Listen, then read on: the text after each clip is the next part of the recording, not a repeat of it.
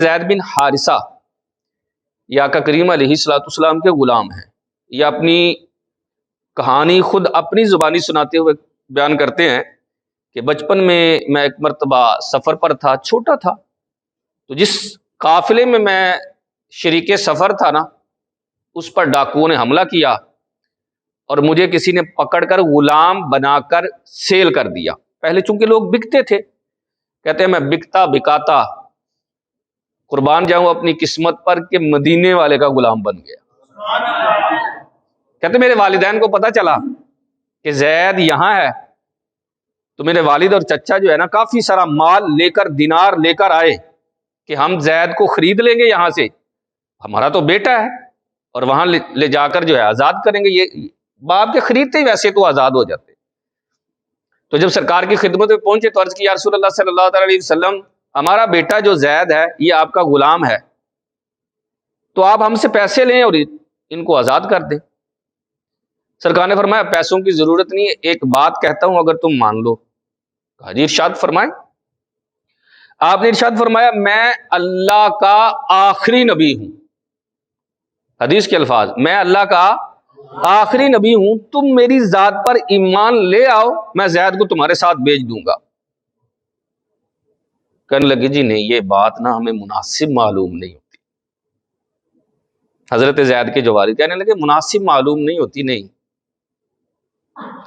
آپ نے ارشاد فرمایا اچھا ٹھیک ہے چلو بیٹھو۔ اس کے بعد حضرت زید کو بلایا، چونکہ والد اور چچا دونوں آئے تھے۔ آقا کریم علیہ السلام نے ارشاد فرمایا زید یار یہ جو دو شخص کھڑے ہیں ذرا پہچانو تو صحیح یہ کون ہے۔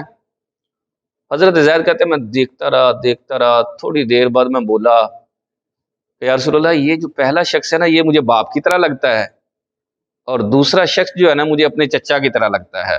سرکار نے فرمایا لگتا کیا ہے یار، تو بڑا سیانا آدمی ہے، تو نے پہچان لیا واقعی یہ تیرا باپ ہے اور یہ تیرا چچا ہے، کیونکہ بچپن میں جدا ہوئے تھے، عرصہ دراز گزر چکا تھا۔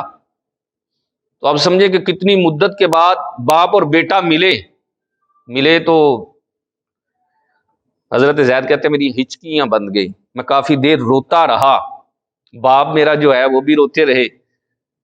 تھوڑی دیر افاقہ ہوا تو مجھ سے کہنے لگے یار اب رونے والی ضرورت نہیں ہے، تو یہاں غلام ہے نا، سارا دن کیا کرتا ہے، سبزی لے آیا، گھر کی صفائی ستھرائی کی، برتن جو ہے وہ صاف کرتا ہے، مسجد کی صفیں سیدھی کرتا ہے، اب پریشان ہونے کی ضرورت نہیں ہے، ہم خود چودھری ہیں، ہمارے خود وہاں ملازم ہیں، ہمارے ہاں وہاں غلام ہیں، تمہاری زندگی بدل جائے گی، شاہانہ انداز کے اندر جیو گے، چلو ہمارے ساتھ، ہم پیسے لے کر آئے ہیں، پیسے دے کر تمہیں ساتھ لے کر جائیں گے۔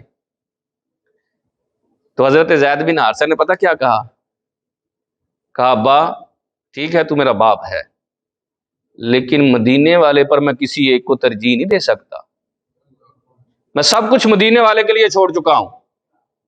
جب باپ نے یہ انداز دیکھا نا، کہا بیٹا تجھے لینے آئے ہیں، ماں تیرا انتظار کرتی ہے، بہنیں دروازے میں بیٹھ کر تیری راہ تکتی ہیں۔ جب باپ نے یہ کہا حضرت زید بن حارثہ کہنے لگے ٹھیک ہے، لیکن جو محبت مجھے مدینے والے نے دی ہے کائنات کے اندر کوئی اور دے ہی نہیں سکتا۔ باپ نے یہ انداز دیکھا تو کہنے لگا جی ہاتھ بڑھائیں نا، آپ سرکار کی بارگاہ میں ہاتھ بڑھائیں نا، میں آپ کے ہاتھوں میں ہاتھ دے کر میں بھی زید کی طرح آپ کا غلام بننا چاہتا ہوں۔ وہ مسلمان ہو گئے۔ یہاں ہمارا جو